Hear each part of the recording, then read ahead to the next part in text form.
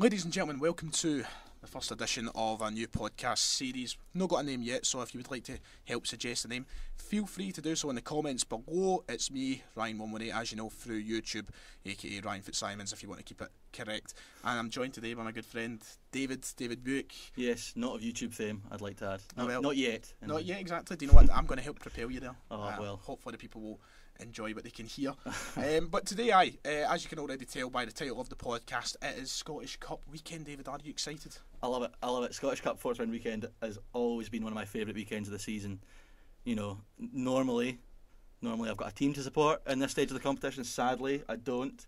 But no, it's always great. There's plenty of opportunities for cup shocks, stuff like that. You know, it's always a great weekend. I love watching the sports scene this weekend. I mean, it must be. How does it feel not having your team there? It's pretty grim. Like, I mean, was it expected? No, listen, I travelled into Stranraer in the third round to watch Dunfermline, and I did not expect. Well, I say I didn't expect them. If you've watched Dunfermline this season, you'll know they're not exactly flying high. But to get beat by Stranraer, who are bottom of League One and still are. And the even worse thing about that is they head off to Ibrox tomorrow night, which would have been, you know, a nice boost to the finances. But hey ho. Well, you've missed it. And I mean, do you know what? There's always next year. Yeah, next year you can think about something. But before we go on to talk about the actual games themselves, we're going to have a quick little conversation about our favourite Scottish Cup memories. Now, I imagine as a Celtic fan sitting here and a Dunfermline fan sitting here, we've got quite contrasting differences when it comes to Scottish Cup memories. I don't think we've ever done a treble of Scottish Cup wins. I know, that's hopefully building that this year, but we'll soon see. We've got to get past Partick first at the weekend. For me, easily best Scottish Cup memory as a Celtic fan has got to be the Tom Rogic winner. There's no conversation. The greatest game of football I've been at in my life. It was a cracking game, that, actually, to be fair. And Aberdeen played out their skins that day. And, you know, pretty much on any other day, they probably would have. The funny thing was, that game, I think the sticks out for me was it Johnny Hayes who overhit that pass, or Aberdeen were in and he hit it behind, it was like, and he ends up signing for Celtic. Signed for Celtic the next season. Honestly, like, when Hayes scored that day, they went up 1-0, I was like, come on, like, we've just went the whole season invincible, and you're going to mess up.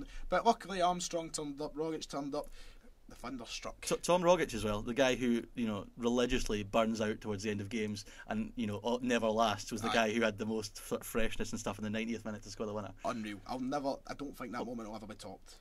But for you, Dunfermline memories, any that pop off the top of your head? Well, definitely a few. I mean, I was pretty young. 2007 was the last time Dunfermline won the cup final. I was what was I? I was probably, it was 7 or 8. I can't really remember. But the semi-final at Hampden, replay Wednesday night, Jim McIntyre, Panenka penalty. You know, did it before Pirlo did it. Doesn't get talked about half as much. Sent Dunfermline to the final. The final, I went with my dad, and the memory that stands out the most is we had a boy on loan, Adam Hamill from Liverpool. He was at St Mirren a couple of years ago, and it was Neil Lennon's last game for Celtic, and he absolutely rinsed him in the middle of the park, and Lennon was hooked off minutes later. But the joy of that day was cut short. Do you remember who scored the goal in that cup final? It was a complete nobody.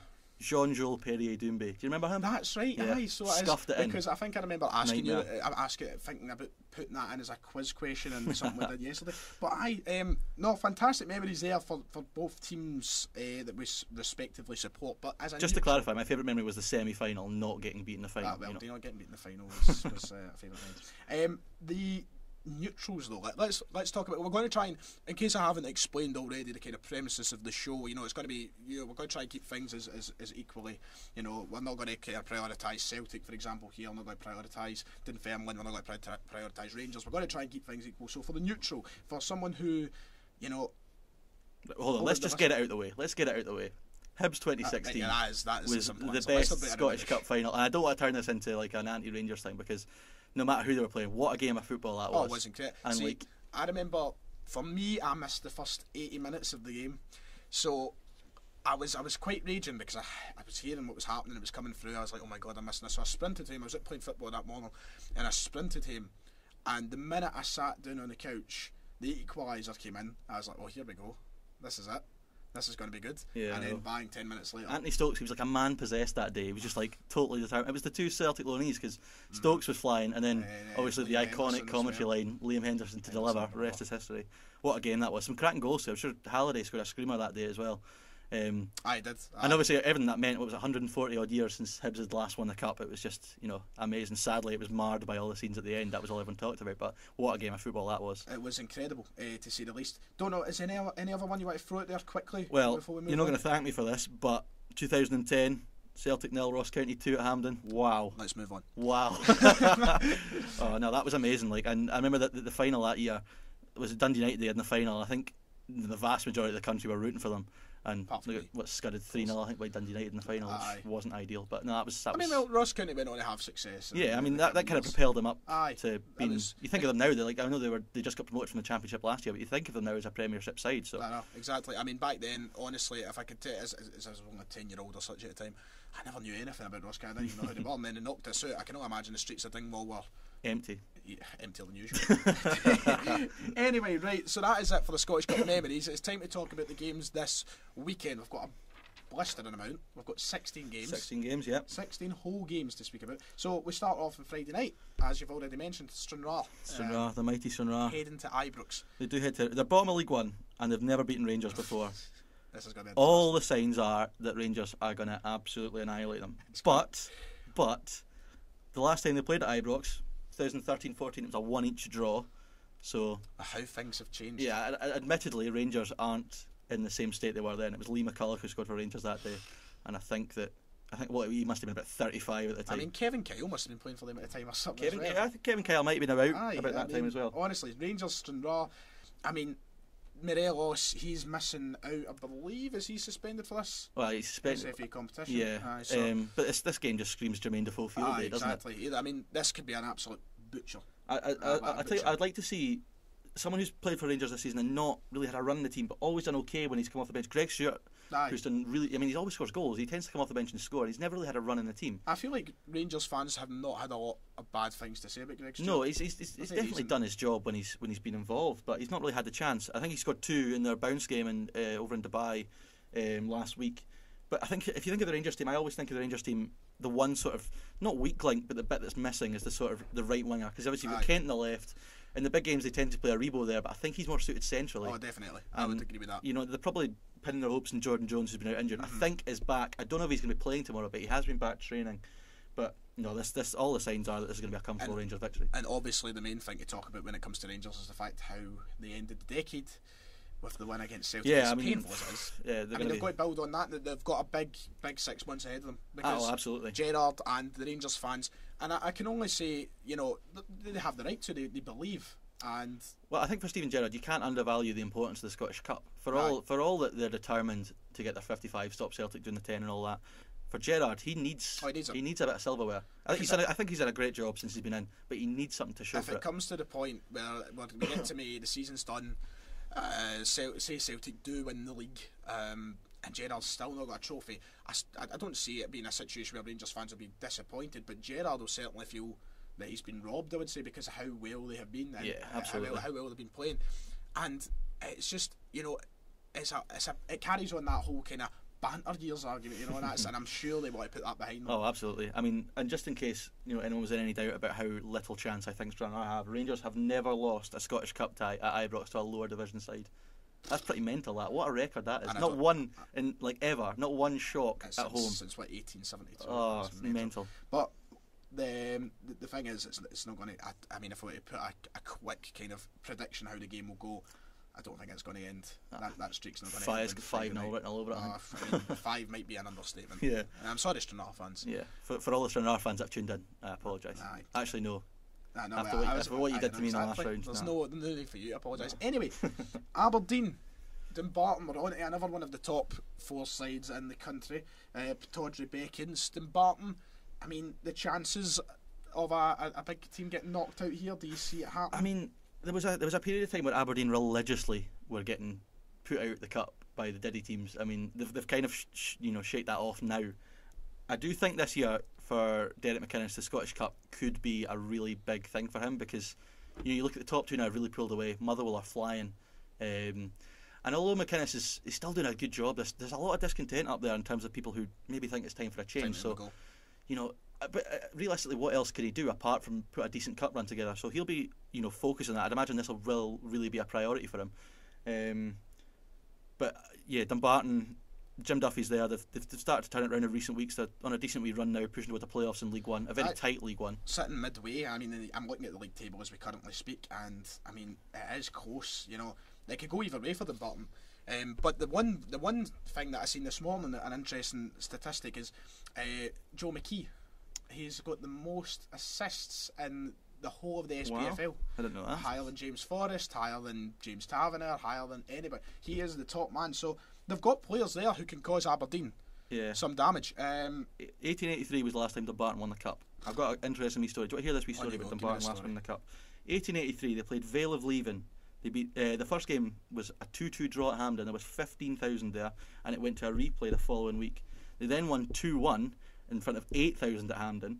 But the interesting thing about that game was the two scorers for Dumbarton were both called Robert Brown, but they were different people. So they could differentiate. They had nicknames. So one of them was Robert Plumber Brown, the other one was Robert Sparrow Brown. So Plumber scored the equaliser and Sparrow scored the winner. There you go. There's an interesting wee story. That's something I would know. I see when I think of the Scottish Cup and I think of Dumbarton winning it. I think of that period. I don't know, like I don't know if you've been to a cup final in the past few years.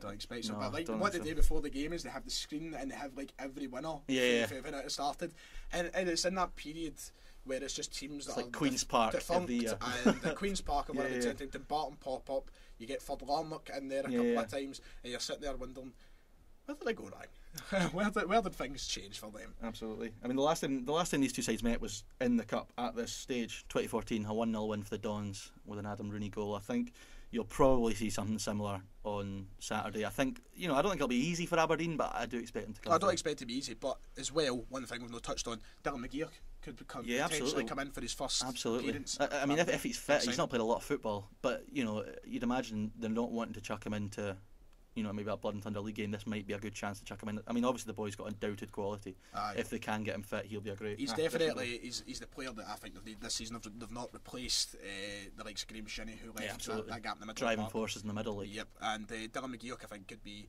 a big answer to the problems in the middle of the park. Right, Aberdeen and Dumbarton seems to be covered, I think. Yeah, so next we'll move on to Alloa Inverness. Now this for me is the type of Scottish Cup tie I absolutely hate. It's two teams in the same league. If you had to pick one you didn't want to watch, it'd probably be Alloa Inverness. Oh, it's going to be. I mean, don't get me wrong, Inverness entertaining season, sitting second in the table. I mean, they've already played 3 times this year. I know, that's the thing. That's the main criticism you get about Scottish football. I know. You never want to draw like this. You always want either a big team or a wee team, or at least something different, especially for the fans. Like, I don't imagine many Inverness fans are going to travel down for that. Like, I mean, one thing to talk about in this game, both of us have had the pleasure to meet and interview Peter Grant, our manager. Lovely guy, great fashion sense. Yep, great aftershave too. That's about to say. Yeah, always smells good. Smells lovely. But Peter Grant about hoping that this could go their way because their season hasn't been great. It's not, but I think with Alloa for me are kind of like the Hamilton of the Championship. You're never gonna have an easy game against Alloa. They're always gonna make it tough for you, and they'll do that again. Cali have done well against them so far this season, 2 wins and a draw. But no, if Alloa can get through here, maybe a couple of wins in the Cup will help propel them up because they're going to need some wins to stay up in the Championship. I think Thistle have picked up now. Aye. It looks like Morton are picking up. The only team that really tend to be heading down just now are Dunfermline, sadly. But a decent Cup run for Alloa would be huge. But equally for Inverness, I mean, they've got aspirations of getting back to the Premiership. They'll want to test themselves against the Premiership side. So if you look at the results between the two so far and the current form, you'd probably fancy Inverness. I know it's fantastic here that I look at the form of the last 5 teams, the last 5 games, all the teams in the league, and Alloa's is better than Dunfermline. Nah, well, everyone's is better than Dunfermline. Can't get any worse than there. Right, okay. As we've already mentioned, this is not a game for the best entertainment value. No, definitely not. So it'll be on last in sports scene without a doubt. Oh aye. So. This one's interesting to you. Ayr United, Ross County. Ayr United, Ross County. I'm going to Ayr United, Ross County. Looking forward to it. Yes, absolutely. It's a weird one because it's like potential for a cup shock, but not really. So like obviously County the Premiership side, Ayr the Championship side. When you think about it, there's not a massive gulf in quality. Yeah, if Ayr were to win that, you wouldn't be like, oh, there's a shock. But it's a Premiership side going to a Championship side. To be honest, I kind of fancy Ayr actually. I just think they'll be up for it. Mark Kerr, he's gone in there. He went in after Ian McCall, which was a really difficult, big ask to go in there after him. They had a good win, funnily enough, against Dunfermline, who I say good win. Everyone beats Dunfermline, and The only thing is that to be fair, Celtic struggled early in the season. Oh, honestly, it's been all downhill since then. The only thing is, Ayr haven't beaten County since 2008. That's a long time. But I don't know. I think Somerset, County having to travel down, it could be a decent day for Ayr. I really fancy them, to be honest with you. The thing is about Ross County, from watching this season, and I feel like it's been the case with most teams in the bottom half of the Premiership this season, it's been a big change. I feel like, apart from when they play Celtic and Rangers, because what they're forced to do is play that kind of 10 at the back to cash out the game. But in every other game, a lot of the teams in the bottom half want to go for it. They want to play some attacking football and really try and make a mark and do something different. Especially, you hear Brian Rice coming in, he's saying how he wanted to play, all this tiki-taka stuff and all this. Which is just mental when you think of Hamilton playing tiki-taka. I know, exactly. But Ross County, they could be, they have to be cautious. It could go for us against Ayr, it could just backfire. Yeah. I feel like, as you've said, it won't be as much of a shock, but if you're looking at a Premiership team to be knocked out here, this is one of the biggest chances in the whole draw, in my opinion. I think it's a bit of a lose-lose for County, though, because if they win, everyone's going to say, oh, they should have won. But if they get beat, everyone's going to be like... The fans will be happy. Yeah, so, interestingly, both sides have never won the Cup. I can't believe Ayr have never won a Cup. I just thought, you're saying about Dumbarton being one of those teams you always think of. Ayr have never won the Cup. Yeah. I mean, Ross County have successors in League Cup, Scottish Cup, not much. No looking like it will change this year, but Ayr, I do fancy them. Going to come out and say it. I think Ayr will have the win this weekend. I just see it happening. I think it'll be a good game. I'm really looking forward to watching it. You're lucky enough to be there. You'll get to speak to the managers and such afterwards. Yes, both managers. I wonder which Ross County have got dual managers. I wonder which one. Do they both go out? I don't know. I've not actually noticed that. I've actually never thought that. Because they've got the partnership. Same with Falkirk. They've got Lee Miller and the boy McCracken. And do they both go out for it? I don't know. I've never actually a double act. But have you had Mark Kerr yet? Have you spoke to? I spoke to Mark Kerr a couple of times after. When Dunfermline were on a decent run, Dunfermline won down there. I spoke to him after, and again when they beat Dunfermline a few weeks ago. And he's a very good talker, very honest. He sort of tells you exactly how he is. And from what I've heard, the way he speaks, I definitely think he's got the chance to be a success in management. And Ayer's a tough one, because you look at Ayr, they're in the playoffs just now. Realistically, and this is probably what Ian McCall thought when he left, how much further can you take Ayr? Aye. Unless you have they had Shankland last year. If they were going to go up, you'd have thought that would have been the year. Considering they lost Lauren Shankland and they're still in the playoff places, shows how that well was the next they've point done. I was coming to come on to. I mean, looking at the league table and seeing that they're third in the table, without Shankland being there, going through a managerial change, it's a real credit to them. I mean, Alan Forrest, he's been great.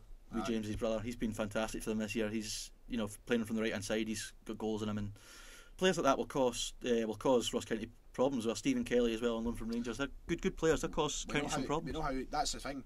In the Premiership, a lot of teams leaky at the back. I feel like somebody at the top end of the Championship maybe have themselves a wee bit more sorted out. We'll wait and see. Wait and see. So next game, take away, David. Arbroath Falkirk next. Arbroath Falkirk. Falkirk. It's going to be interesting. Falkirk have. What a joy. I think that'll be a good game actually, because Arbroath obviously in the Championship. If you didn't follow Scottish football this year and you were said which one was the Championship team and which one was the League One team, you'd definitely not say Arbroath were the team in the Championship. I mean, Falkirk they had an absolute disaster last year as well. It was great to watch. I must be honest with you. It must have been for you. But no, at Falkirk they had a sort of shaky start to League One. They've gone top, I think, now. They've picked up recently. Are they second? Yeah, Brave are still top by... That league is so tight, it's crazy. Singular point. Wow. You look at the top three, they're all separated by a point. Eldry and at third with 37 points. But they've kind of picked up recently. They did a good one last week up at Peterhead. Declan McManus got a hat-trick. He's doing well. He's hitting form. Arbroath, though, the Bunnet, Dick Campbell, he'll always have a game plan. He'll have them set up to... Arbroath are just such a difficult side to beat. I mean, they work so hard, especially up there, and you'd imagine the weather's not going to be great. And when the wind kicks off at Arbroath... I know one thing we've not even considered is the potential for games to be called off. Actually, just as I said that, I was thinking, I bet you my game down at Ayr is going to be called off. I hope no. That'll be something that we want to hear about in the next show. It's going to be... Yeah, so this game, I don't know, I fancy... as much as it pains me to say, I do fancy Falkirk to get through, because I think for a side who want to get back to the Championship, they're going to look at this and say... Arbroath are ahead of them, like they're a division above them, and Falkirk have got to, be thinking, we should be better than them, and I think they'll be up for it, and I do see them winning. I do see Falkirk being back next season to probably your discontent, but well, it's only my discontent if they replace us and we go down. Well, that's a point as well to throw in. But if Falkirk get a win here, it's a good indication for the rest of their season. I think they would like to probably go as far as they can. I've been down at Falkirk a few times over the past year, and they've got a good wee setup down there. They've got a crack stadium. They've got a decent enough support. Crack stadium. There's only 3 stands, but it's like so half the stadiums in this country. To be fair. But no, Falkirk, I do fancy them. That's who I want to take in this tie. Declan McManus, as you've already brought up. Funnily enough, a cousin of someone I know, just like Big Kev. Aye. I seem to know a lot of players in the lower leagues. We'll get them on. Get Declan McManus and Kevin Declan McManus on. Aye. Anyway, Falkirk and Arbroath, I'm sure will be. It actually does have potential to be a decent tie. Never write off Dick Campbell in the bonnet though. I mean, he's always got a chick up his sleeve. But as I said, I do still fancy Falkirk. What's next anyway? What's on the list? Bonnie Rig Rose and Clyde.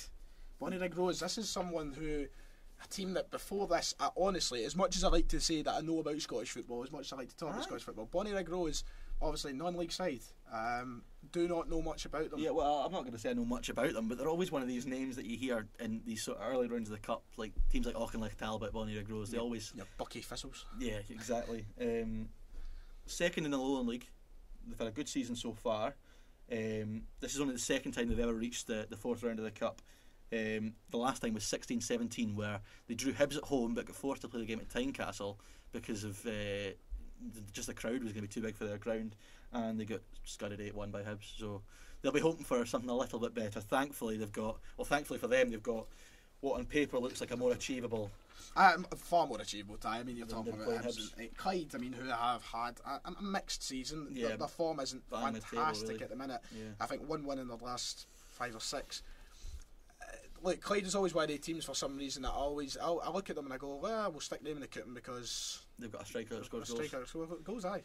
David Goodwillie, 16 goals in the league this season. Too much of the controversy that surrounds David Goodwillie. I mean, take that away. If you just look at it from a pure footballing perspective, he's averaging a goal a game for Clyde this season, which is something that's going to cause a team like no disrespect to Bonnie Rig, but I mean you're coming against a striker who is former Premiership quality. Let's be honest. I mean he's better than Clyde. He still is definitely better than Clyde. If it wasn't for his personal issues, he would be at a higher level. If it wasn't for what's happened in the past, he would probably be in around the Championship, maybe even the Premiership. Yeah.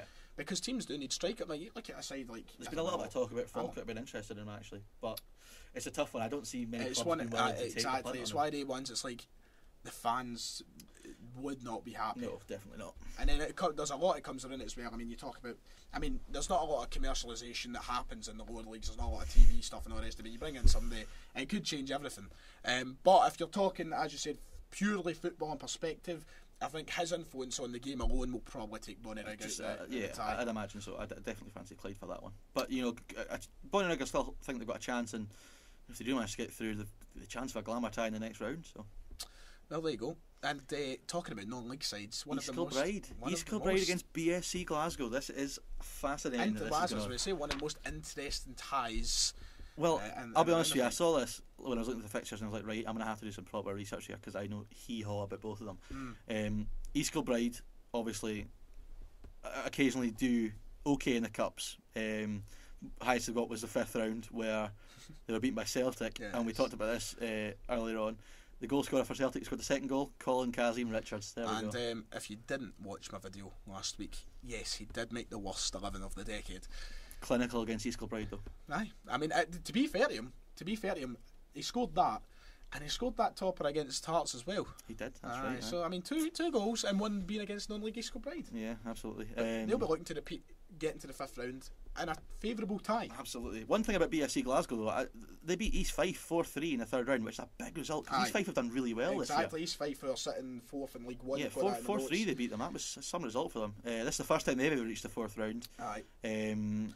Annoyingly enough, they're called BSC Glasgow. I know they're founded in Glasgow, but come on, you're playing Alouettes. It just annoys me. Change the name. I know. These sides both in the Lowland League. BSC are in 4th, EK are in 8th. Only meeting between the two sides of the season was a 1 each draw, so that doesn't really give anything away in terms of what would happen tomorrow. For me to make an educated prediction would be stupid because I don't have enough knowledge to make an educated prediction, but I'm going to go with East Kilbride simply because they have home advantage. One thing that you're going to get on this show is we're not going to sit and pretend. And I don't think any of us can pretend that we could give an educated guess about this time. No, definitely not. I feel like any pundit across the country that isn't consistently watching the Lowland and Highland leagues can give an educated I am looking forward to seeing one of them in the next round though. That'll be good. We'll end up seeing something like, I don't know, Michael Stewart sitting in Sports Center saying, "Oh, I seen this coming. I seen this coming." I'm sure you did, Michael. Aye. Anyway, that's that one. Hamilton and Edinburgh City is next. Edinburgh City, who, you know what, considering it is, you know, the bit, and when it comes to the leagues, it's the biggest jump. It's League Two to the Premiership. Edinburgh City, you know. It's a weird one because I think this could be the big shock of the round. I feel like that's what I was about to say. This has the potential. Edinburgh City are second in League Two behind Cove, who, you know, if anyone's followed even slightly what's going on in League Two this season, Cove Rangers are going to run away with it. I mean, up from the Highland League last year, lots of money behind them. Just signed Rory McAllister, as we were speaking about earlier on. They're flying. So for Edinburgh City to be, I think there's only 3 points in it at the top of that league. That's right. No, 2 points. 2 points. So Edinburgh City are no mugs. Like, and I think going to, what is it called? Super Seal Stadium. It's Super Seal Stadium nowadays. Unless it's New Douglas Park. New Douglas Park, you know. So I've always called it. So it's got potential for a shock. The one thing for Hamilton fans though, they must be desperate for a cup run just to spice things up a bit, because for the last, it feels like 10 years, maybe it is 10 years, maybe even longer, Hamilton's modus operandi has been to just simply survive, and it's always been a relegation scrap. So you spoke earlier about how they are the Hamilton in the league. Yeah, absolutely. So a cup run for their fans would be huge, just to spice things up. Hamilton is, if people who have watched my content for the last 2-3 years, or people who are just tuning into this podcast for the first time and don't know any of us, I do seem to have a non-deliberate resentment for Hamilton, and it has not been presented well. So to see them go out the cup would be delicious. No, I don't know. I do feel for him as a Hamilton fan. I know, and he's pretty much said to me that he kind of hopes they get relegated, simply because I feel like the championship. It must be awful to be a Hamilton fan. A championship, right? You know yourself as the championship's team supporter.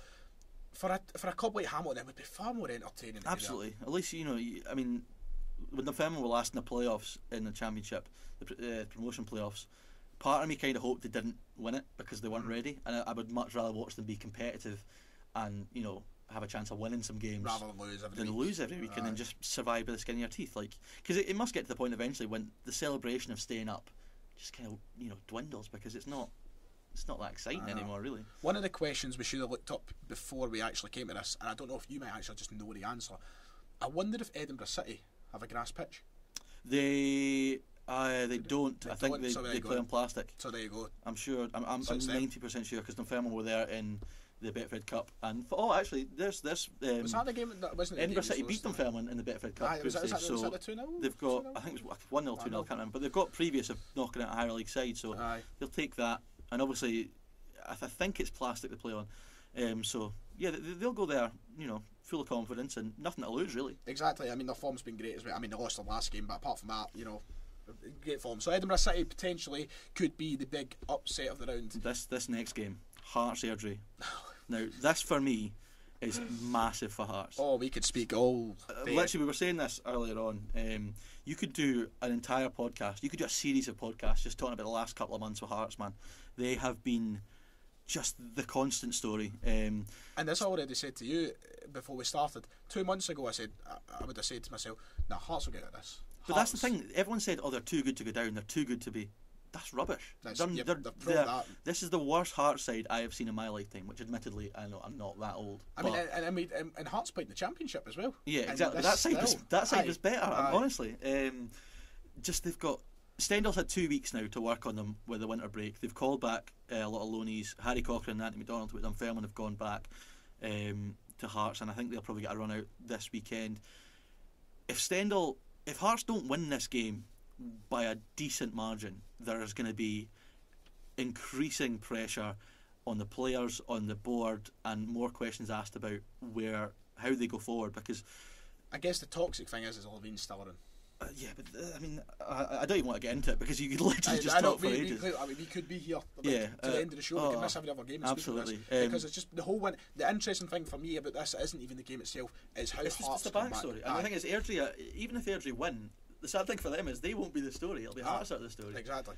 I do think Airdrie have got a decent chance. I think they're third in League One, which, as we mentioned, is crazy tight. Yep. They've just taken Andy Ryan on loan from Dunfermline, who will score goals at that level, and he's a goal scorer. He'll you present him with a chance. I was going to say he's clinical. That would probably be pushing it a little bit, but I mean, he'll boost their squad. I think they've got a decent chance of going there and doing something, but it all depends on what Stendhal's managed to get through to these players in the last 2 weeks. If It seems like he's took a very authoritative approach. Well, I mean, getting rid of Christoph Berra and Glenn Whelan. By all accounts, Glenn Whelan was a bit of a sort of, I don't think they wanted him around. I know, and we're looking for a word here that suits the show. Yeah, but no, Stendhal's been pretty cutthroat, but he needs results. But not just results, I think he needs performances now, because if he's going to come in and try and change the way they play, he needs signs that's going to happen. I mean, I think the only sign for Hearts so far was against Celtic. The first half against Celtic at Tynecastle, they were very good. They pressed Celtic, and Celtic didn't like it. But apart from that, we've seen nothing from Hearts to show they have to win this by 2-3 goals, I think. And that's the thing, if Hearts don't get a result, and I don't know if you agree with me here, I don't feel like myself saying this sounds too stupid. If Hearts were to go out this weekend, I think the pressure starts building on Stendhal. It's mental. I think for him, he's probably thinking, what have I taken on? Aye. I feel like a lot of managers who come here from down in England, obviously was it Barnsley?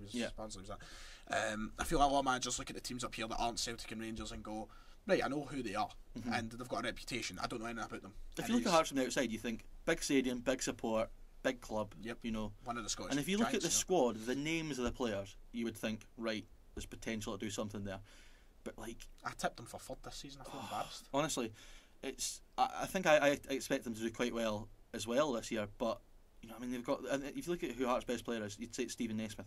You talk about a player who can't play 2 games consecutively without getting injured. And I feel like Naismith at this point, I feel like his attitude's dropped a wee bit because of everything that's happening there. I mean, he's seen some things in his career. I don't imagine he's too impressed with what he's seen at Hearts. But Hearts can't. It's proven that they can't rely on him. And it's just the players. Stendhal obviously has got an identity of how he wants to play. He wants to play sort of high intensity football, zing the ball about nice. Whereas you compare it to Craig Levein, who didn't care how they played as long as there was some sort of result. Those players are used to playing long ball football. He's wanting to change everything, and it will get to the point where if it doesn't work and it's not transitioning into what he wants them to do, he's going to have to give that up because he's going to need results. And that kind of answers a question I would say in why he's brought back players like Harry Cochrane. Yeah. I think he needs technical young players. Back guys like that. He needs players who can do something with the ball rather than. Anyway, I think we're going to have to move on from Hearts. I do think Hearts are going to win this weekend. I don't think it was going to be convincing. I can see it being a 1-0, 2-1 at Hearts, but I do see them going through just. Absolutely. So next game, Kilmarnock, Queen's Park. Not a lot of speaking to do in this one. Kilmarnock obviously going through a bit of a shaky season considering the managerial since Alessio left and Alex Dyer came in, they've had 3-1-0 defeats. There's a lot of discontent, I think, at Kelly. They need a cup run. They very much need a cup run this year. Their form is very resemblant of Dunfermline's. Not to bring up. Cheers. No, but I think they're in a similar boat to Hearts. Obviously not as bad, but a cup run for them could be huge. I do fancy them to win.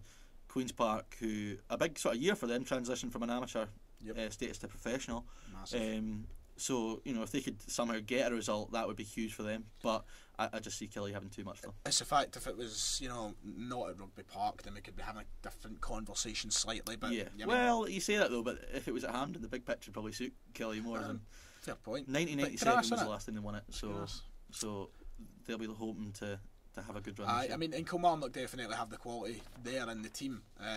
We've seen how Stevie Clark got a lot of those players playing. They just need to tap it. Kilmarnock's problem is the players who, like Brophy, he's just not had a great season. He's not tapped into what he can do. Yeah, I know. It's tough because when Alessio left, they were sitting fifth when he left. I mean, I'm not even going to go into that because I thought it was just mental that they got rid of him. But, they need to get some positivity back, for the supporters because... from what I can gather, it's not a particularly happy camp at Rugby Park just now. So I do fancy them to win, and a cup run will be huge. You thought that there was maybe a chance of bringing a lot more fans back, and it seems like they're gone again. Yeah, absolutely. So I know great, and as I say, not a great amount to speak about. So this next one, Livy Wraith Rovers. I tell you what, I think this is going to be a shock. I can see Wraith Rovers winning this. Do you think so? I definitely do. I don't know if I'm on the same boat as you, but I can definitely see Wraith why. Rovers. The plastic pitch argument. Wraith Rovers have got an artificial pitch as well. So there goes. Obviously, I think Livy's is probably the worst of the bunch, but that argument is kind of they're used to that. They're flying pretty high in League One. I think. Top of the table. Top of the table. Yeah, they're flying. One thing though, Livy. I don't know if you saw. Did you see their friendly game they had in the winter break? No, they drew with Anderlecht. Didn't even realise they had that. I didn't even realise they had that. I think they were in. I think they were in Spain or something like that, and they played Anderlecht and they drew with them. That's quite a result. Livy have never won a cup, and again they're a side who are going to be safe. You'd have thought this year in the Premiership. You'd imagine they'll have enough to steer away. Right now they're trying to file themselves into being a top half club. Yeah, I think they're too good to be drawn into the relegation battle. I don't know if they're quite good enough to push for maybe. They might make top 6, but beyond that, I'm not too sure. So for them, for the rest of the season, I think the cup's gonna be a priority for them. I feel like that. What Gary Holt has done down there is sensational. Unbelievable. For me, I thought he was somebody that took a step up when a lot of these jobs opened up. The Kelly job came up. I thought it was made for him. Exactly. I said that to somebody the other night, and I was laughed at. I was like, what? I was like, surely not. I mean, he's got that kind of style of Livy, it would have suited. But Livy, no, I know you. I know what you've said is you think that Rafe have a chance. Yeah, and I do. I don't think there's no denying there's a chance. I just feel like Livy have been too good this year. Considering what they have to their disposal, they've not got an amazing team. They've got players though who do their job. They've got a goal scorer on their team. They've got a solid back line. The goalkeeper, I mean, after losing Kelly in the summer, I didn't think, and obviously they've got, well, saying that, they did lose their goalkeeper, they recalled him, Hassan Villa. So it's a new goalkeeper in the squad that just suddenly popped by my head. But they've also brought in some players as well. I just think they're going to be too strong. They've made 2 loan signings over the winter break. I don't know. I think this is going to be one of those games that you'll watch it and you won't know which team's the Premiership side. I really fancy Rovers to do well here. I think this is the first one we've kind of differentiated. I just fancy it. It's just I don't really know what I'm basing it on other than just like instinct and I mean, you look at it. Both teams on. Well, Livingston's on decent form, and Rafe on incredible form, of course, being top of the table. So, I mean, maybe momentum comes out of things. Winning's a habit, though. And once you're in the habit of winning at Rovers, exactly. And Rafe have been playing well. Livy, they had that game against Anderlecht, as you mentioned, but not a competitive. You can't read too much into that. It was an interesting result. I know exactly, because Anderlecht, I don't imagine played. No, a strong enough team. But still, it was just an eye-catching wee result. Anyway, St Johnstone and Morton. St Johnstone, Morton are back in form in the Championship after having a real shaky spell. David Hopkins was under a lot of pressure there. I was at Capello last week to watch Morton beat, you'll never guess who. How was that? It was Dunfermline, obviously. Because how was it? how was it? It was a pretty dreadful game of football. I mean, the conditions were horrendous. It was wind and rain, but Morton took advantage of Dunfermline's dreadful defending and punished them. But Morton are just a stubborn side. That kind of, they don't play particularly pretty football with David Hopkins there, but they still got threats going forward. Going to St Johnstone, who've had not the best season, they're still sort of flirting with the bottom end of the table. In the last decade, they met 3 times in the League Cup, and it was 3 wins for the Saints, all 1-0 wins, I think. So, I think it's going to be a close game. I do fancy St Johnstone, but I think with Morton, who've hit a little bit of form now, they'll go there with confidence and look to get something. Credit St Johnstone for this kind of turnaround they've had. Because the last 5-6 games, they have really, because 5-6 games ago, I was saying no, they're going down. People were tipping them for relegation. I went on YouTube on one of the live shows, and I said that's it. I don't see how this can be changed. As much as I thought they were in a little bit of trouble, Tommy Wright has done such a good job there for such a long time, and people were talking about getting rid of him. Who did they get in that's better than Tommy Wright at St Johnstone? I think he's the second longest serving manager in the league after McInnes. Yeah, he will be. And you can't. I mean, I know things can go wrong, and even if St Johnstone were to drop down, he's the man to take them back up again. Yeah, you'd have thought so. You can't. They've also got too many good players in that team as well. I know I said that about Hearts. You can't make that argument, but St Johnstone's players are, they've been there and done it. They used to be in top 6, at least contending for that every year. I think they have turned around in recent weeks, so maybe they'll take that into a cup run. I do fancy them to win, but I think it'll be a close game. Close game definitely, but I don't know. I feel like a wee Morton shock on the cards. I'm thinking a wee Morton shock. St Mirren, Broxburn Athletic. Now this romance of the cup. Let's get written all over this. Fill us in. Saints last won the cup in 1987. Broxburn are the lowest ranked team left in the competition, East of Scotland League. 6th tier of Scottish football. 6th tier of Scottish football. There are 1,600 Broxburn fans heading through to Paisley on Saturday. What a turnout that is! That is incredible. Jim Goodwin's came out this week and kind of had a go at Premiership. And rightly so. I mean, I know it's different when it comes to it. You see the same sort of thing happening in England. A big tie happens and the fans travel in their numbers. But what a turnout for them! But it's incredible. Like, one thing that has to happen up here is fans need to get behind their teams in these situations. And you imagine the entire town will just empty. Oh, it must be. The pensioners will be loving it. The shops will be empty. Some mental bus journeys down to Paisley. As much of a fairy tale as you say that is, surely it's going to be, if Broxburn win this game, it will be up there with one of the biggest shocks. And it's a humiliation for St Mirren if it happens. St Mirren, Jim Goodwin, again, it's a bit like, I can't remember which game it was I mentioned earlier, the Ross County Air game. It's a lose-lose for St Mirren because they win it, no one's giving them any credit for it. They win it, and the story still of the game is, but if they well don't win done, it, even Broxburn. if it's a draw, everyone will be on at St Mirren. And Broxburn have got to hope that, if they can go there, they make it difficult for St Mirren, and if they can nick a draw, even that would just be a great result. I think Saints will win, but I can see it being an interesting game. I think Broxburn will have their moments, and I think it literally proper romance the cup stuff. This St Mirren, interestingly enough, make a couple of decent enough signings from what has been over the winter period. A couple of signings from over in Ireland. Irish League, but the players are, from what I've seen, quite rated, by the clubs that were at. They could be interesting if they've given this chance in this game. Could be interesting to see. Look, Broxburn. Put yourself in a Broxburn Athletics fan's shoes for a minute, Dave. Right? You go to Paisley. You win the game 1-0. How's your night going? Oh, how's your night going? You're telling the grandkids about that one. Honestly, I mean, for their players, this is a cup final for them. Aye. I mean, they don't need all the motivations there. I mean, some of them. I know it's only St Mirren, right? But some of them will never have the opportunity to play at that sort of level again. So, they'll give everything. It's their cup final. St Mirren have got to be professional and not let any complacency get in. I don't think Jim Goodwin will allow for that, and I think St Mirren will win. I'm going to say 3-1 to St Mirren. 3-1 to St Mirren. My goodness me. When we get towards the end, when we've talked about all the games, we'll try and get through the last three here. We'll quickly run through the games and give our predictions, just very quickly how we think will win each game.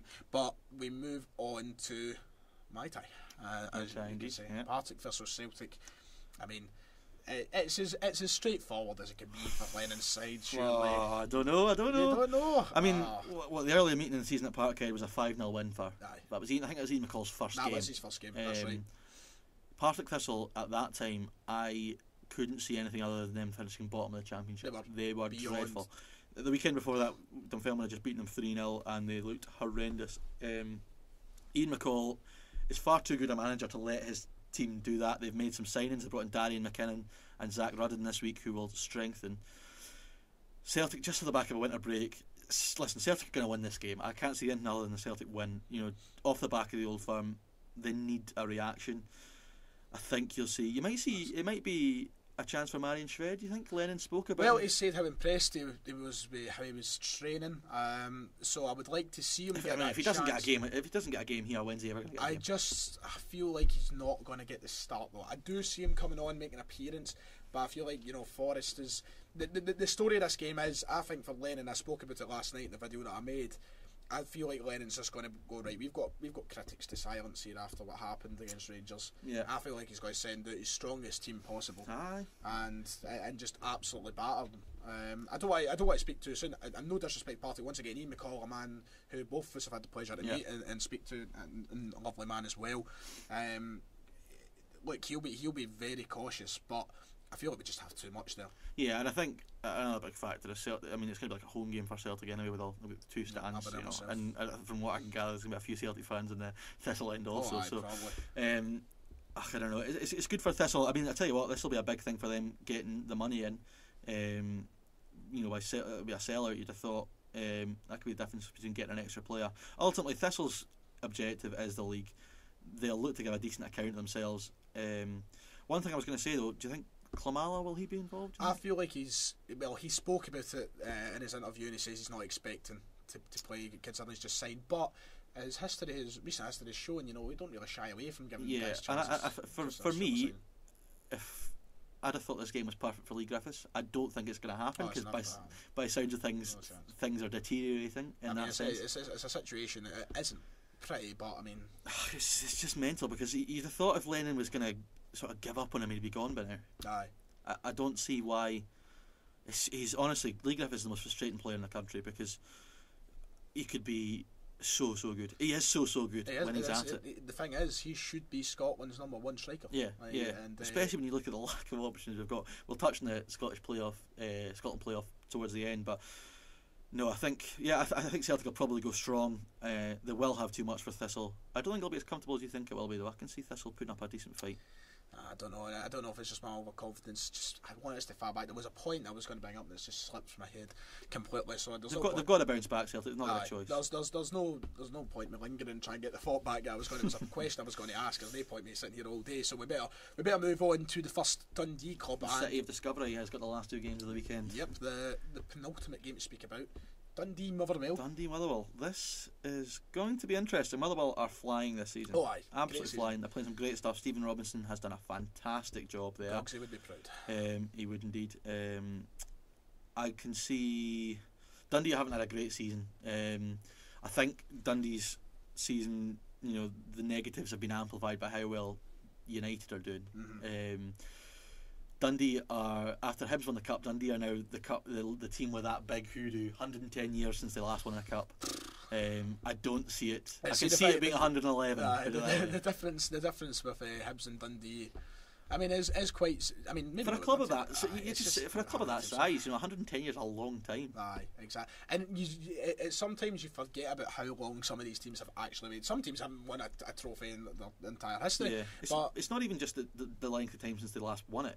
Dundee haven't made it past this round of the cup for 10 years. That's a crazy stat. That is sad. Like, I can't. As much as being in the Premiership might matter to a lot of fans, maybe that's just an ultimate aim. Being in the top flight, that's good. The cup is huge. Cup football. See for the Derry teams, man. I'll tell you, I love the Scottish Cup, and I was absolutely gutted. I think we are privileged to live in a country where everybody takes it seriously. Yeah, you look at down south, nobody cares about the FA Cup. I always think that the Scottish Cup is still got that feel of everyone's up for it. The crowds this weekend will be good at every ground.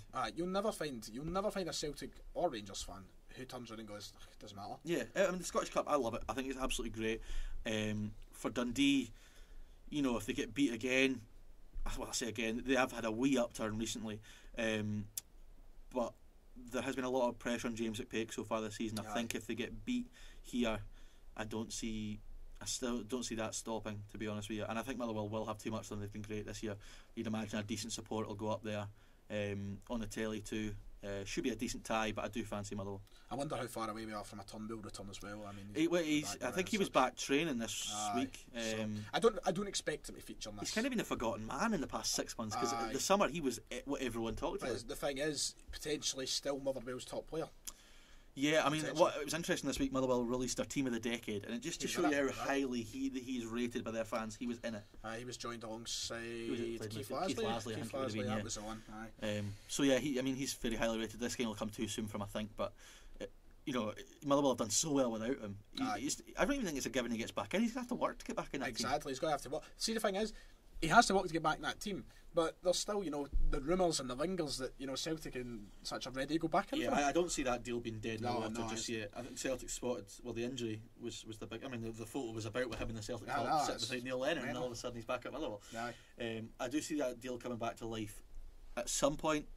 Probably in the summer, to be honest. Probably, it sounds like a summer deal to me, yeah. Well, that takes us on to the last game, Dave. Tie of the round.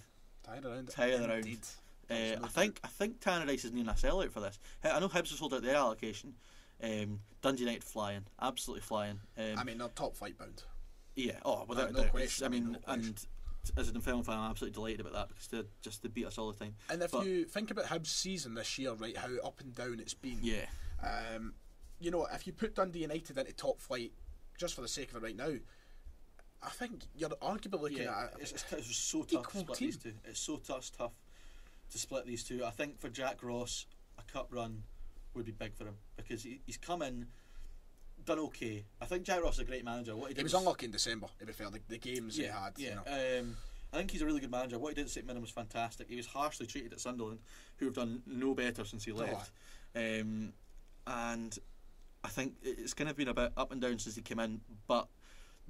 The big win in the Edinburgh Derby before Christmas, or was it Boxing Day? I think it was Boxing Day. Martin Boyle's in form. They've started to find a good wee system with him and Horgan wide.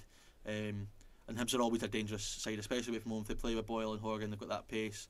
Doidge started to score goals at the tail end of the year. But for me, this game I think it's all about Lawrence Shankland. I was going to say, you might have the Premiership player of the month in Boyle, but the man to talk about, the man in form in the whole country. This is a big chance for him to prove himself because there's been so much talk about can he make the jump up. That was about to say. A lot of people asking the question: is that his level? Is he another Who was the player that took the jump up to the top flight? And Jason Cummins.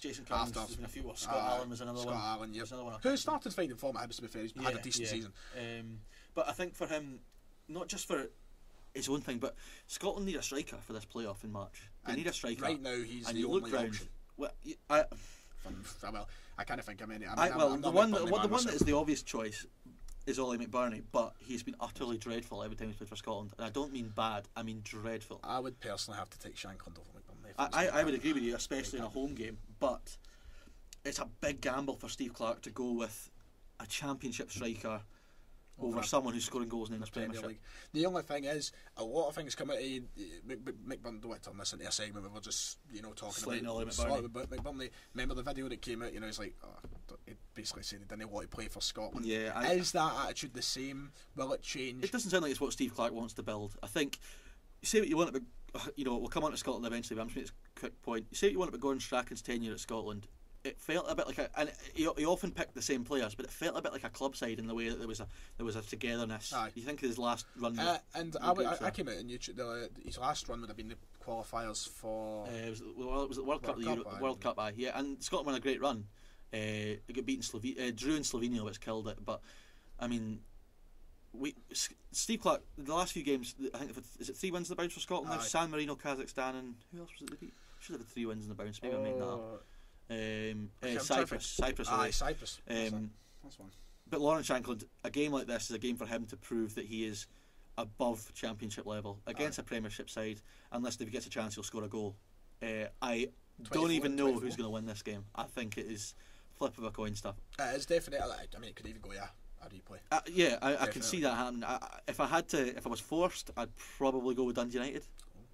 Well, I mean, they're so far ahead at the top of the championship now that I think everyone has accepted they're going to win the league. So the cup kind of becomes like a free hit for United, in the sense that they can chuck out the strongest sides and really have a good go. And if they can beat Hibs, they'll feel confident about having a decent run in this competition. I mean, Hibs are the team that I probably favour in this situation, not because of it. I mean, Dundee United, I think, are a Premiership quality team at this point. Yeah. Definitely, they'll come up. They'll probably make a couple of additions to the side and such, and probably change things up a tiny bit. But for me, Hibs, I think Jack Ross when you look at the results that he had in December, it's not good, but you remember he played Celtic, he played Hearts, played Rangers, played Aberdeen. It was a really, really tough month. Apart from that, I feel like Jack Ross done quite well. So I'm a favourite in Hibs for that, but that's the last game. That is the last game. That is the last game of the. So do you want to quickly run through? We'll run through each game as quickly as possible and give a prediction for who's going through. I'll just fire through all the games and we'll both give our opinion. So first off, Rangers Stranraer. No, Rangers. Rangers comfortably. Stole my answer. Comfortably Rangers. Right, Rangers is probably the reasonable option. Aberdeen Dumbarton. Aberdeen. I'm with you on that. Alloa and Inverness. I'm with you on that as well. Arbroath and Falkirk. Oh, I thought you were going to change it up a wee bit because I'm Falkirk.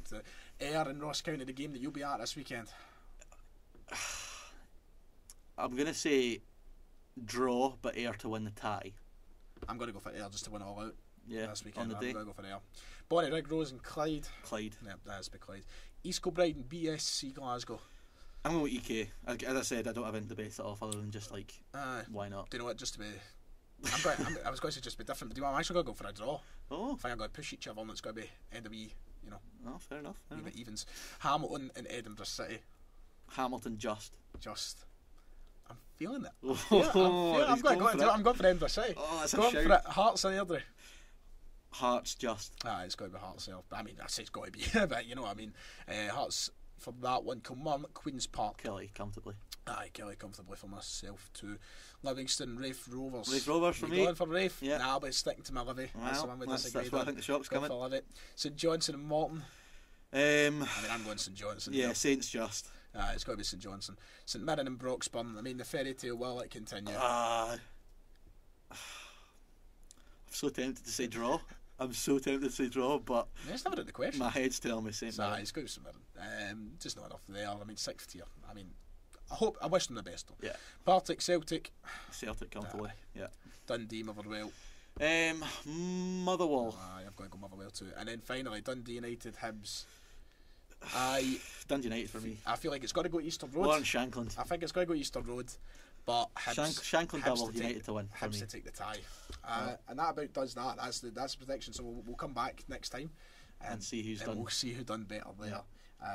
But because this is the first episode, quickly as we've probably covered the last 5 or so minutes of the show, 5-10 minutes, no one really knows a lot about the show and us two together being here. So we missed this out because we never even knew each other at the time.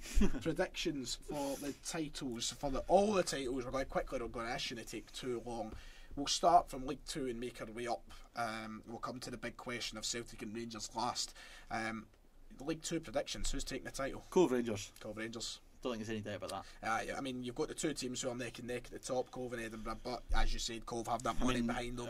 Mitch Megginson's on fire anyway, and you just add Rory McAllister, who's going to score at least 10 goals. And I was surprised, like, I did see it all last night, the Rory McAllister talk and such.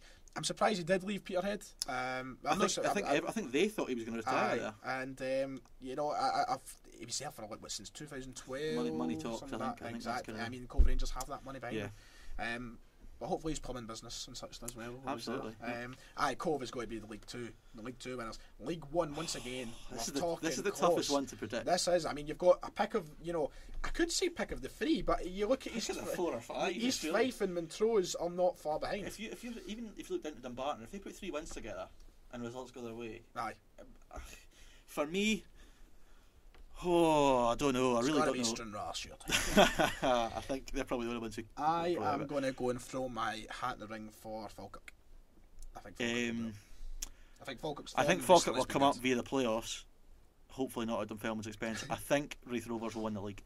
Not have much hope in Dunfermline turning that in this year? Not a chance. So who did you go for there? Did you go for Raith Rovers? Yes. Rovers, so we're differentiating there as well.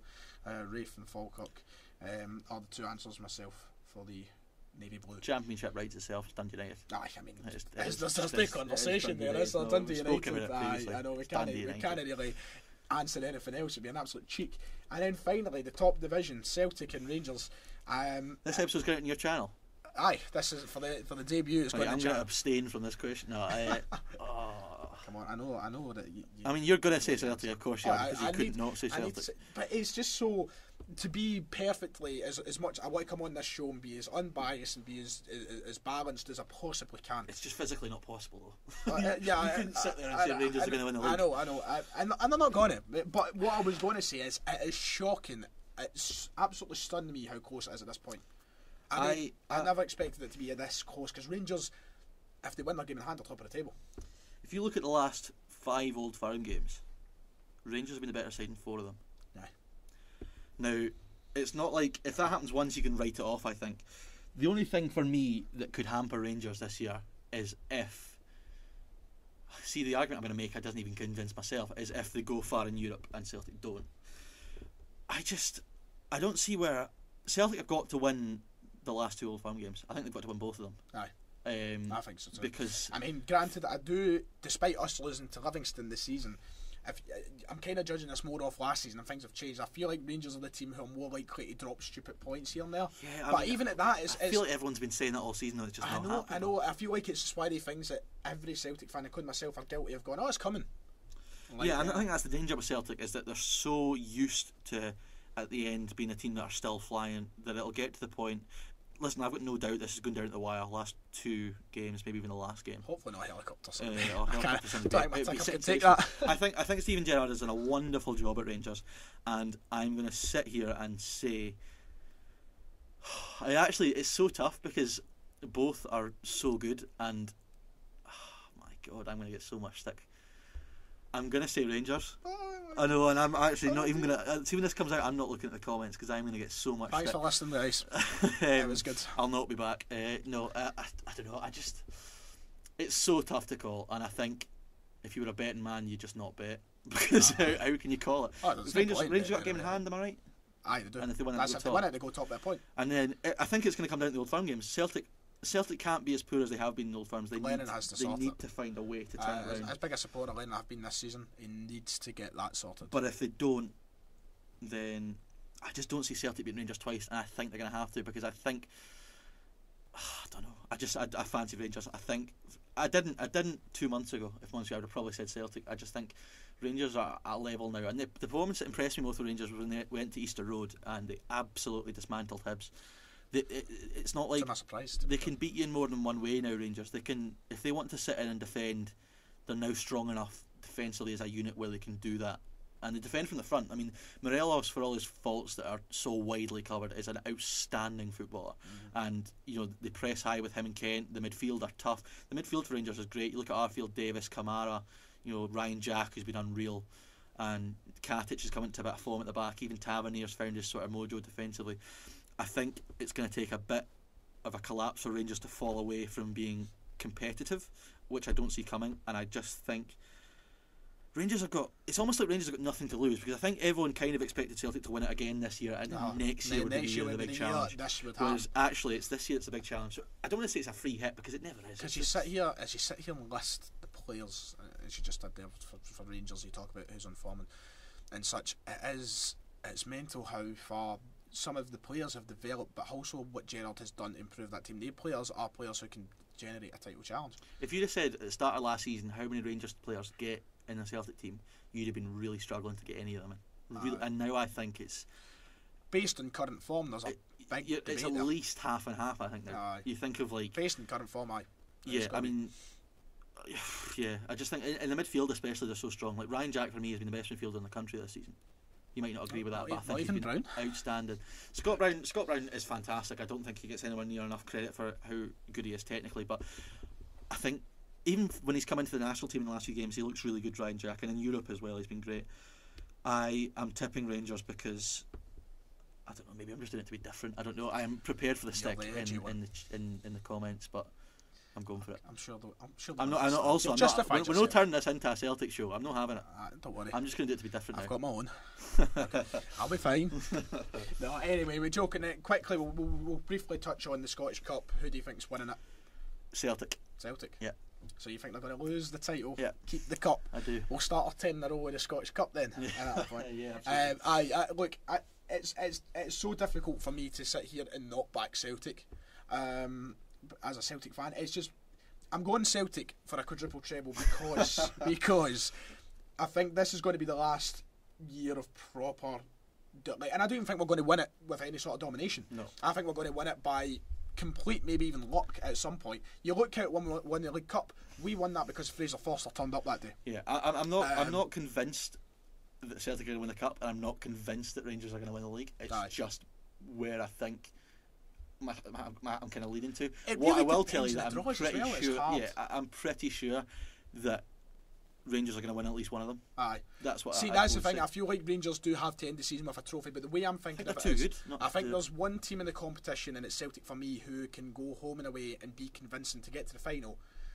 It's just that if we avoid Rangers on them, really, that's where the kind of hang it comes up. I mean, all it takes is an Old Firm draw in the next round, and then a team like Motherwell to get Celtic in the quarters and put them out, and that could easily happen. Well, Sunsy, I don't want to try and be. I'm going to try and be unbiased in the show. I swear, this is the only season. Well, listen, I mean, we can't both sit here and say the same team. That would be poor.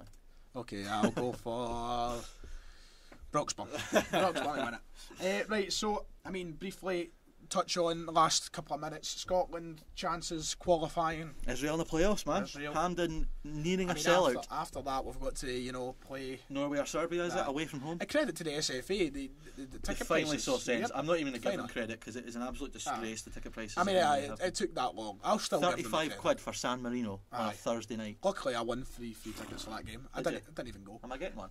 Oh, for the San Marino game? I mean, you couldn't have given them away. I didn't even go. The weather was appalling that day. I looked outside. I was hungover. I was actually there. The only reason I went is because I saw the team news. So Shanklin was starting. And if I knew you were there, I mean, I didn't. I can't believe you had free tickets and I went and paid for that like a mug. What month would that have been? What was it, October, September? Because I had named it to go with. They all put that's shocking. You never even told me. I know, I should have. But I'm confident we'll get through Israel. Well, here's the thing. It looks like John McGinn and Kieran Tierney will both miss this game. Now, admittedly, Tierney hasn't been involved with the national team recently, but they are two automatic starters in that team. You don't even want to get me started on McGinn. I love him. Super John McGinn. You know, I'll be here all day. He's just brilliant, isn't he? And he's the first. It's been a long time since I've heard like a Scotland fan singing a song for a player. That doesn't really tend to happen because everyone's got their own clubs and stuff, but Super John McGinn's been ringing out amongst the Scotland support. He has been fantastic. He's turning into like the James McFadden of this era, where like for country he's just the talisman, and I think he's going to be a big miss. If he does miss it, I think there's maybe a slight chance he'll back in time. I don't see it. I just don't imagine it'll happen. As well with the fact that we've got so many centre mids who do play well. Centre mids and left backs. I think that Clark will probably have to prioritise those who've played, those who've fit. I think Ryan Jack starts. I think Callum McGregor starts, and I think the third spot, if McGinn doesn't make it, is up for grabs. I think outside shout McTominay I think is going to be out. Yeah, the outside shout for me for that third midfield spot would be John Fleck, who has had flying for Sheffield United. Absolutely unbelievable. He's not really had a chance for Scotland. I laughed. He's been in squads, but when I seen that he was in that Sheffield United team that got promoted. Do you remember back in like 2008, 2009 when John Fleck was the best thing since sliced bread? And he was just a kid. I'm sure he was a winger back then too. Yeah, and then it's just gone back up. Fair play to him. I mean, but you think when it all went downhill at Rangers for him, you'd think, right, this is going to turn into a disaster of a career. Yeah. And now he's in the Premier League, getting spoke about by all the pundits in the highest of. And then you look sort of front three players. Ryan Fraser, you think he'll be in there. Ryan Christie, I'd imagine, from the other side. Forrest, maybe. I don't think Forrest plays. He needs to pick up his form between now and then. Right now, he probably is on the bench, but you've got him as that option. I think you'd play Christie off the right and Fraser off the left, and then the big quandary in the team. Actually, say the big quandary, centre half's another issue as well.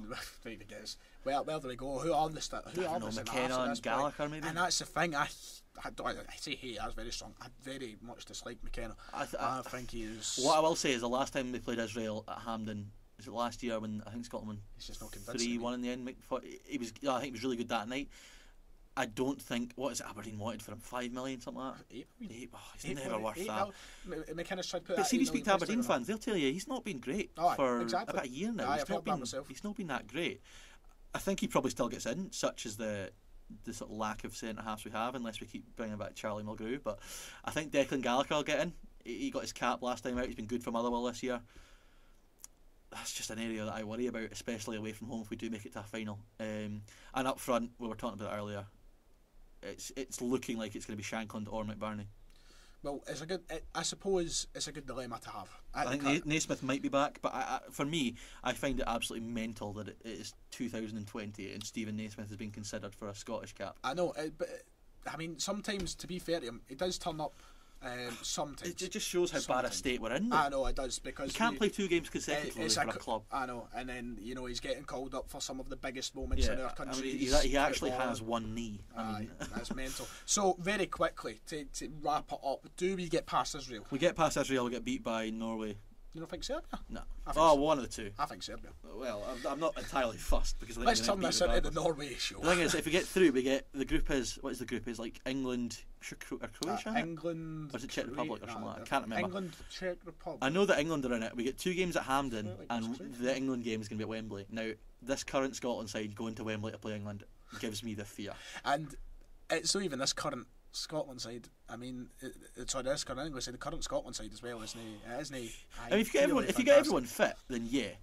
If Scotland's like side were completely fit, you get everyone fit and firing. You had you got Marshall in goal, Tierney at right back. You go with Cooper and maybe Suter at centre half, Robertson, McGinn, McTominay. It sounds good on Griffiths, paper, doesn't it? Fraser. Really on paper, if you get everyone fit, I think we have a decent side. But it's the just England side is unbelievable. The England side, it gives me. I feel like they're eventually going to win a major tournament. Don't say that. They're actually bookies' favourites for the Euros. I know, that's crazy. How are they ahead of Belgium? The odds I think it's just the fact that I can't. England, but Belgium collapse in these tournaments. It seems like, but they've got to come good eventually. That's a completely different Kevin conversation. De Bruyne will win it. He's only too good. He's a remarkable player. Anyway, that about does it. We've covered everything on the script. It's been a fantastic wee show, I believe. I can't wait to have egg on our faces about these cup predictions and also the abuse in the comments for saying Rangers are going to the league. I'm sure they'll be kind to you. I'll make sure of it. David, if you would like to tell them where they can find you on Twitter or such for a follow, you got your @. there. They can. What is it? @ Buick Jr. It'll be on the graphic. It'll be on screen. Make sure and go and follow for tweets talking about how rubbish them filming are. And hopefully it's not the last you hear of the two of us. Hopefully can do something a wee bit more. We can come back and review these next week. Exactly. So if you have enjoyed, make sure to follow on my Twitter, Davis12, if we would decide what we're doing with the show and such, where you can find it, and when you can find other stuff as well. So once again, thank you, Dave. And pleasure. Cheers. I'll see you all next time.